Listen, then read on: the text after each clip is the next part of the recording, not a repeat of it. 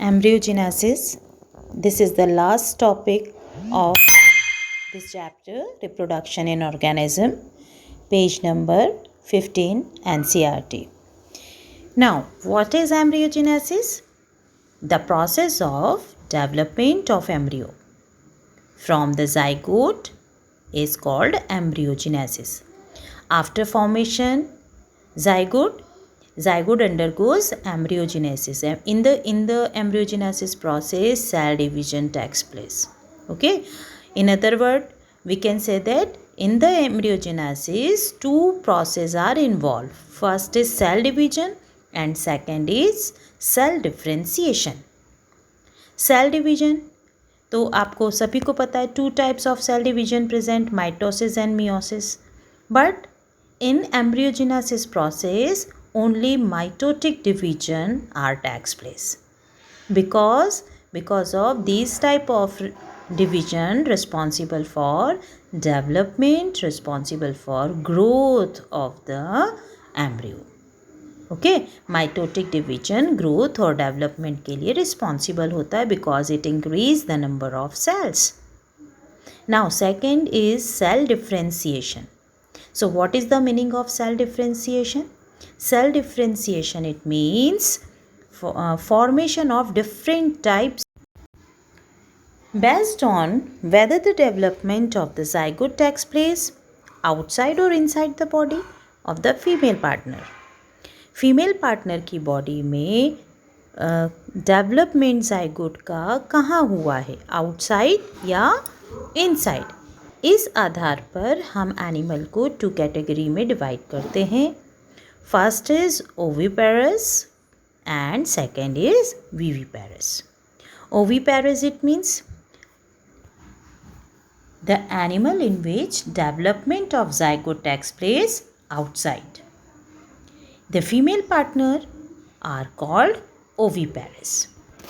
They lay fertilized egg covered with a hard calcareous shell. Calcareous shell means calcium से बना हुआ shell in a safe place in the environment. Okay?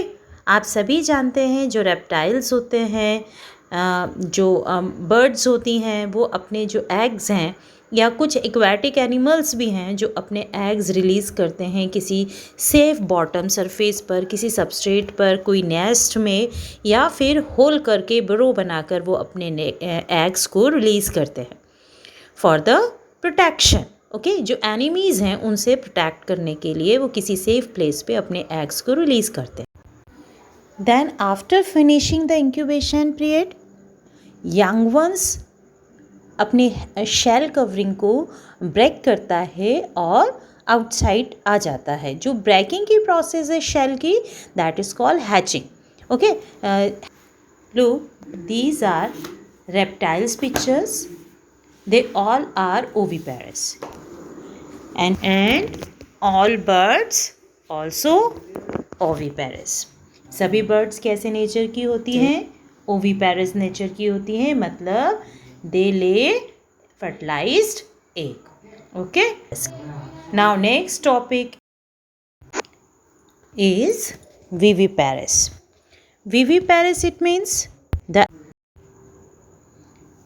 the animal in which the development of zygote into a young ones takes place inside the body of the female partner, which is called viviparous. After attaining a certain stage of growth, the young ones are delivered out of the body of the female organism. Okay, after embryogenesis, when the young ones ready for the delivery, then female partner अपने young ones को birth देता है. Now this attaining period is different according to species. It is specific for every species. Okay, यहाँ पर हर organism का जो delivery time होता है वो डिफरेंट होता है, अलग अलग होता है. Now ये जो पिक्चर आपको दिख रही है, ये सारे की सारे primates and non primates category के एनिमल्स विविपेरस हैं. They all give birth to young once.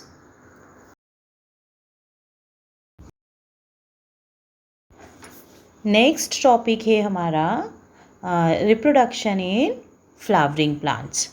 Okay, now in the flowering plant the zygote is formed inside the ovule. Got it? After fertilization, all the parts of the flower except pistil fall off. Okay?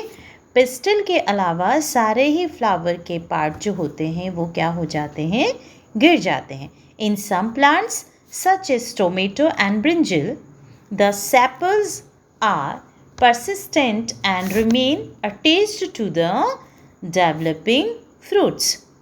Okay?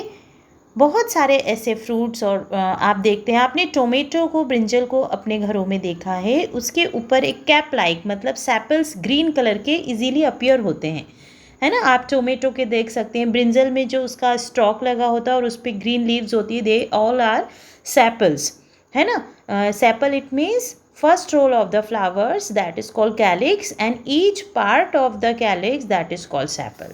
So कुछ ऐसे flowers होते हैं जिनके sepals जो हुए वो रह जाते हैं, वो गिरते नहीं हैं. In ovule, the zygote divides several times to form an embryo. The wall of the ovule become hard and develops into seed. ठीक है. ओव्यूल की वॉल्व कैसी हो जाती है, ओव्यूल की वॉल टफ हो जाती है, रिजिड हो जाती है. क्यों?